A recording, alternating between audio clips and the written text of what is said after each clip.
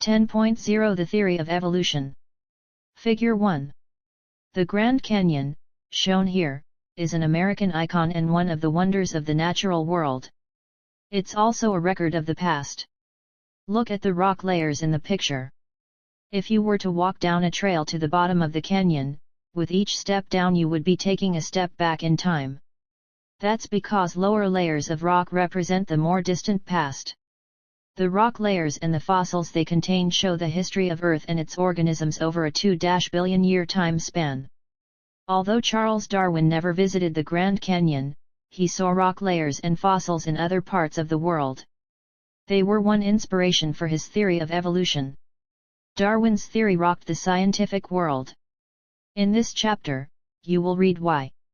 Image copyright Daniel Korzeniowski, 2014. Used under license from Shutterstock.com.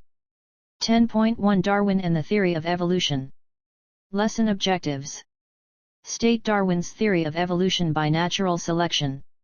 Describe observations Darwin made on the voyage of the Beagle. Identify influences on Darwin's development of evolutionary theory.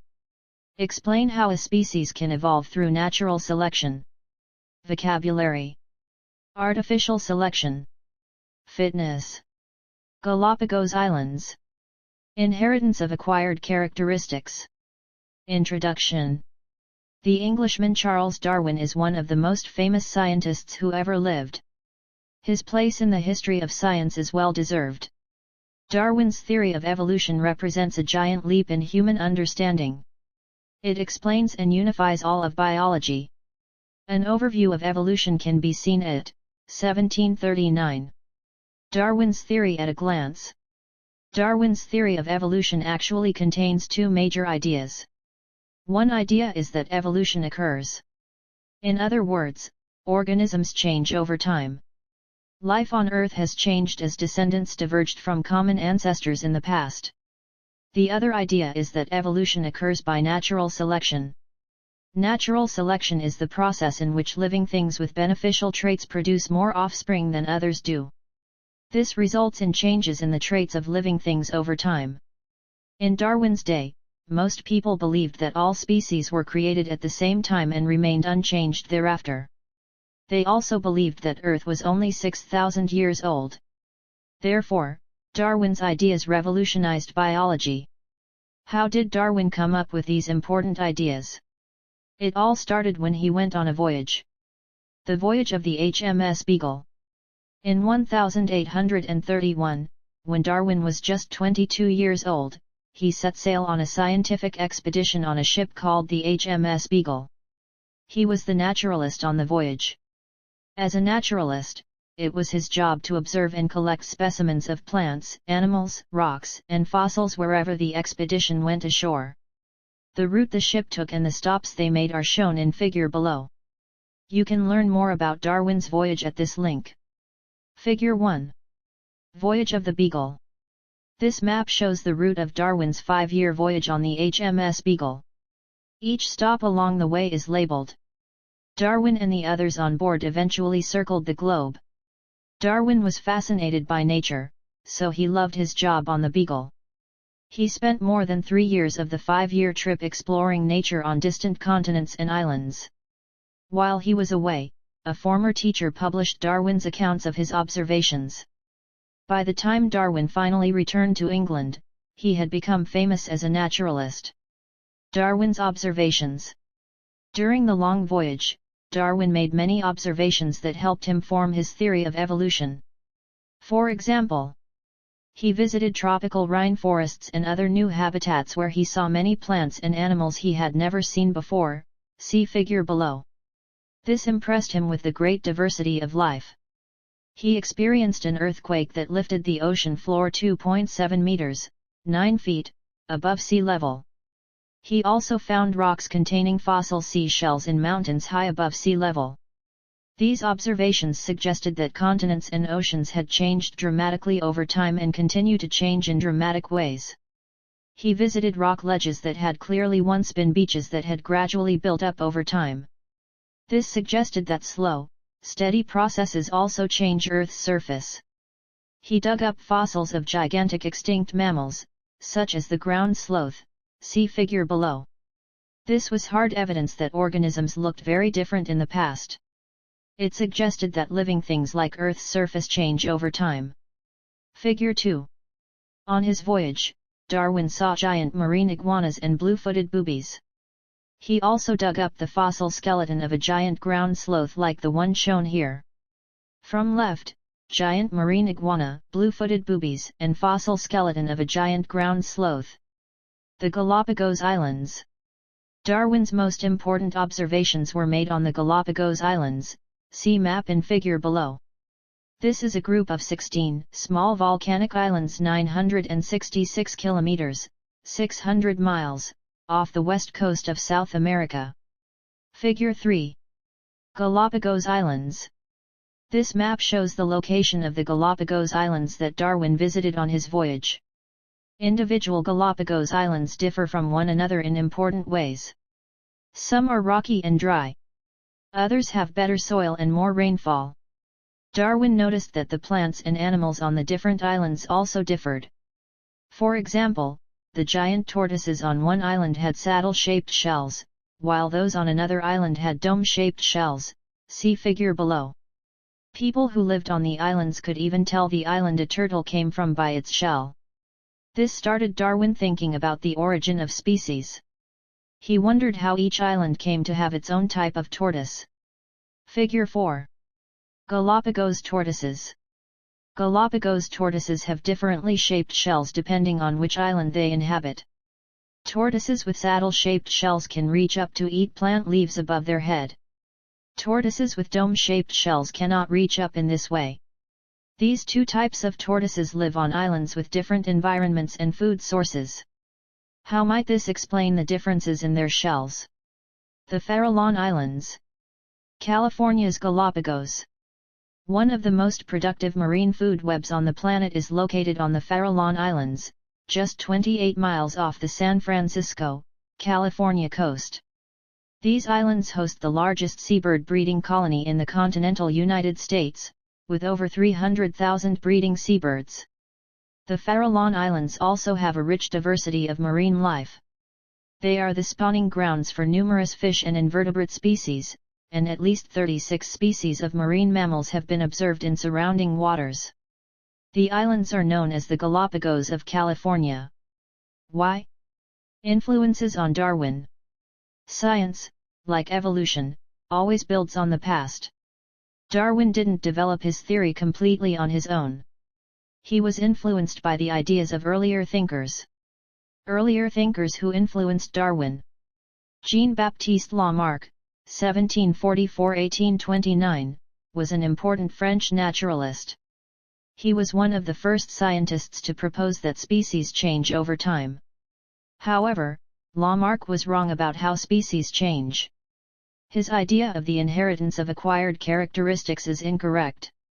Traits an organism develops during its own lifetime cannot be passed on to offspring, as Lamarck believed. Charles Lyell, 1797–1875, was a well-known English geologist. Darwin took his book, Principles of Geology, with him on the Beagle.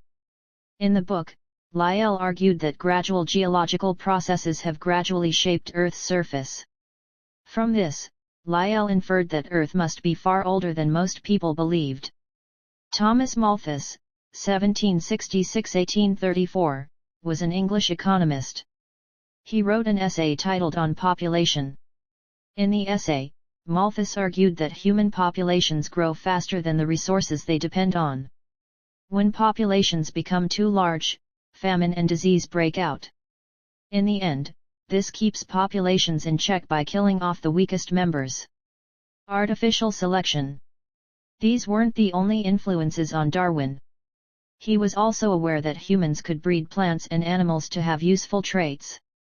By selecting which animals were allowed to reproduce, they could change an organism's traits. The pigeons in figure below are good examples. Darwin called this type of change in organisms artificial selection. He used the word artificial to distinguish it from natural selection. Figure 5.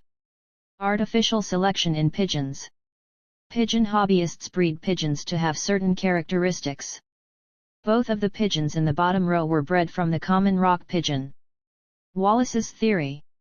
Did you ever hear the saying that great minds think alike? It certainly applies to Charles Darwin and another English naturalist named Alfred Russel Wallace. Wallace lived at about the same time as Darwin. He also traveled to distant places to study nature. Wallace wasn't as famous as Darwin. However, he developed basically the same theory of evolution. While working in distant lands, Wallace sent Darwin a paper he had written. In the paper, Wallace explained his evolutionary theory. This served to confirm what Darwin already thought. Darwin's theory of evolution by natural selection. Darwin spent many years thinking about the work of Lamarck, Lyell, and Malthus, what he had seen on his voyage, and artificial selection. What did all this mean? How did it all fit together? It fits together in Darwin's theory of evolution by natural selection. It's easy to see how all of these influences helped shape Darwin's ideas. For a discussion of the underlying causes of natural selection and evolution, see 1951. Evolution of Darwin's theory. It took Darwin years to form his theory of evolution by natural selection. His reasoning went like this. Like Lamarck, Darwin assumed that species can change over time. The fossils he found helped convince him of that. From Lyell, Darwin saw that Earth and its life were very old. Thus, there had been enough time for evolution to produce the great diversity of life Darwin had observed. From Malthus, Darwin knew that populations could grow faster than their resources. This overproduction of offspring led to a struggle for existence, in Darwin's words. From artificial selection, Darwin knew that some offspring have chance variations that can be inherited. In nature, offspring with certain variations might be more likely to survive the struggle for existence and reproduce. If so, they would pass their favorable variations to their offspring. Darwin coined the term fitness to refer to an organism's relative ability to survive and produce fertile offspring. Nature selects the variations that are most useful. Therefore, he called this type of selection natural selection. Darwin knew artificial selection could change domestic species over time. He inferred that natural selection could also change species over time. In fact, he thought that if a species changed enough, it might evolve into a new species. Wallace's paper not only confirmed Darwin's ideas. They pushed him to finish his book, On the Origin of Species. Published in 1859, this book changed science forever. It clearly spelled out Darwin's theory of evolution by natural selection and provided convincing arguments and evidence to support it. Applying Darwin's theory. The following example applies Darwin's theory. It explains how giraffes came to have such long necks, see figure below. In the past, giraffes had short necks. But there was chance variation in neck length. Some giraffes had necks a little longer than the average. Then, as now, giraffes fed on tree leaves. Perhaps the environment changed, and leaves became scarcer. There would be more giraffes than the trees could support. Thus, there would be a struggle for existence. Giraffes with longer necks had an advantage. They could reach leaves other giraffes could not. Therefore, the long-necked giraffes were more likely to survive and reproduce. They had greater fitness. These giraffes passed the long neck trait to their offspring. Each generation, the population contained more long-necked giraffes. Eventually, all giraffes had long necks. Figure 6. African giraffes. Giraffes feed on leaves high in trees. Their long necks allow them to reach leaves that other ground animals cannot. As this example shows, chance variations may help a species survive if the environment changes. Variation among species helps ensure that at least one will be able to survive environmental change. A summary of Darwin's ideas are presented in the Natural Selection and the Owl Butterfly video, 1329. Ck12, Chasing Beetles, Finding Darwin. It's been over 150 years since Charles Darwin published On the Origin of Species. Yet his ideas remain as central to scientific exploration as ever, and has been called the unifying concept of all biology. Is evolution continuing today? Of course it is. Quest follows researchers who are still unlocking the mysteries of evolution, including entomologist David Kavanaugh of the California Academy of Sciences, who predicted that a new beetle species would be found on the Trinity Alps of Northern California. It's rare for a biologist to predict the discovery of a new species, even for someone like Kavanaugh, who has discovered many new species. For his prediction, Kavanaugh drew inspiration from Darwin's own 1862 prediction. When Darwin observed an orchid from Madagascar with a foot-long nectar, he predicted that a pollinator would be found with a tongue long enough to reach the nectar inside the orchid's very thin, elongated nectar pouch. Though he had never seen such a bird or insect. Darwin's prediction was based on his finding that all species are related to each other and that some of them evolve together, developing similar adaptations.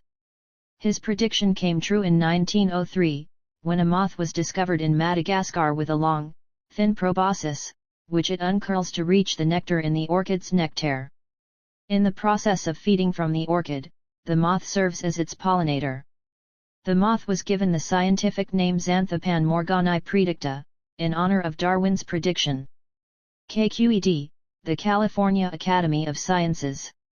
Founded in 1853 as the first scientific institution in the western United States, the California Academy of Sciences' mission is to explore, explain, and protect the natural world. The California Academy of Sciences has the largest collection of biological reference materials west of the Mississippi River. Dating back over 100 years, the collection provides a treasure trove of biological information for scientists and researchers studying the natural world. Norman Penny, Collections Manager of the Entomology Department of the California Academy of Sciences, gives Quest viewers a peek at the California Academy of Sciences' vast butterfly collection, and discusses the evolutionary importance of butterflies. Lesson Summary. Darwin's theory of evolution by natural selection states that living things with beneficial traits produce more offspring than others do. This produces changes in the traits of living things over time. During his voyage on the Beagle, Darwin made many observations that helped him develop his theory of evolution. His most important observations were made on the Galapagos Islands. Darwin was influenced by other early thinkers, including Lamarck, Lyell, and Malthus. He was also influenced by his knowledge of artificial selection. Wallace's paper on evolution confirmed Darwin's ideas. It also pushed him to publish his book, On the Origin of Species. The book clearly spells out his theory. It also provides evidence and logic to support it. Lesson Review Questions. Recall. 1. State Darwin's theory of evolution by natural selection. 2. Describe 2 observations Darwin made on his voyage on the Beagle that helped him develop his theory of evolution. 3. What is the inheritance of acquired characteristics? What scientist developed this mistaken idea? 4. What is artificial selection? How does it work? 5. How did Alfred Russel Wallace influence Darwin? Apply concepts. 6. Apply Darwin's theory of evolution by natural selection to a specific case. For example, explain how Galapagos tortoises could have evolved saddle-shaped shells. Think critically. 7. Why did Darwin's observations of Galapagos tortoises cause him to wonder how species originate? 8. Explain how the writings of Charles Lyell and Thomas Malthus helped Darwin develop his theory of evolution by natural selection. Points to consider. Darwin's book On the Origin of Species is a major milestone in science. It introduced biology's most important theory. It also provided an excellent example of how to think like a scientist. A scientist uses evidence and logic to understand the natural world. In this lesson, you read about some of the evidence Darwin used. This evidence included fossils and artificial selection. What other evidence might be used to show that evolution occurs? What about evidence based on molecules? Do you think it's possible to see evolution occurring? How might that happen?